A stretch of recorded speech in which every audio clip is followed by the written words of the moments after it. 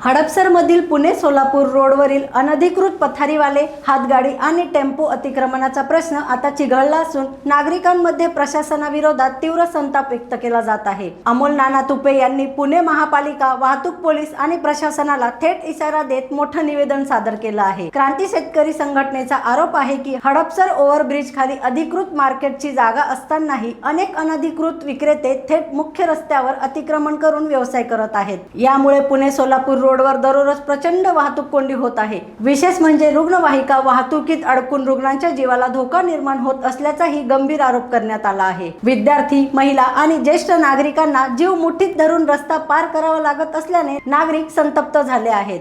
क्रांती शेतकरी संघटनेने प्रशासनावर गंभीर आरोप करत म्हटलं आहे की काही अनधिकृत विक्रेत्यांना स्थानिक राजकीय नेते, मनपा प्रशासन आणि पोलिसांचं अभय मिळत आहे। रोजच्याच हप्ता संस्कृतीमुळेच कारवाई होत नसल्याची चर्चा नागरिकांमध्ये रंगली आहे। संघटनेने स्पष्ट इशारा दिला आहे की जर तात्काळ कारवाई झाली नाही तर उच्च न्यायालयात जनहित याचिका दाखल केली जाईल आणि तीव्र आंदोलन छेडण्यात येईल। दरम्यान संघटनेने हडपसर भाजी मंडईच्या जागेवर बहुमजली इमारत उभारून अधिकृत पथारीवाल्यांचे पुनर्वसन करण्याची मागणीही केली आहे। अनधिकृत अतिक्रमण हटवा, भ्रष्ट अधिकाऱ्यांची चौकशी करा आणि पुणे सोलापूर रोड तात्काळ मोकळा करा अशी मागणी आता जोर धरू लागली आहे। आता प्रश्न एकच, हडपसरकरांना वाहतूक कोंडीतून दिलासा कधी मिळणार? कंधारे साहेबांना हे सांगितलेलं आहे, जे पथारी व्यवसाय आहे ते सोलापूर रोडच्या मध्यभागी येऊन आता बसायला लागलेले, कायद्याचा काय धाक राहिलाय का नाही असा प्रश्न आज उद्भवत आहे। जे महानगरपालिकेचे काही अधिकारी आणि तसे ट्रॅफिक पोलीस हे हप्तेखोरी करतात, त्यामुळेच या लोकांचं धाडस वाढलं आहे।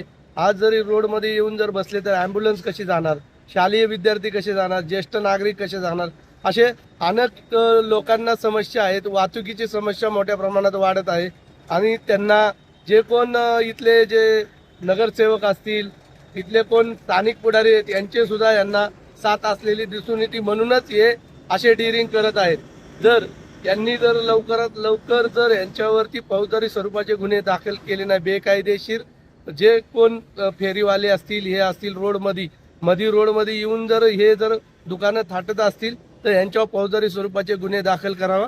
असं जर येत्या काळात महानगरपालिकेने केलं नाही तर आम्ही जनहित याचिका दाखल करणार आहे। आणि तसंच आमच्याकडे बऱ्याच जणांनी याचं फुटेज सुद्धा दिलेले आहे। यांचे देवणघेवण जे चालू असतं, हप्ते चालू असतात, याचे जे काही व्यावसायिक आहेत, तिथले दुकानदार आहेत, त्यांनी व्हिडिओ काढून आम्हाला पाठवलेले आहेत काही लोकांनी की हे आमच्याकडनं एवढे पैसे घेतात, म्हणूनच त्या लोकांची एवढे मोठ्या प्रमाणात डिरिंग वाढलेली आहे। म्हणून आम्ही आज आपल्या माध्यमातून सांगत आहे, लवकरात लवकर या रस्त्यावर बसणारी जर बंद नाही झाली तर आम्ही आता शांत बसणार नाही, आयुक्त कार्यालयात येऊन सुद्धा आंदोलन करणार आहे।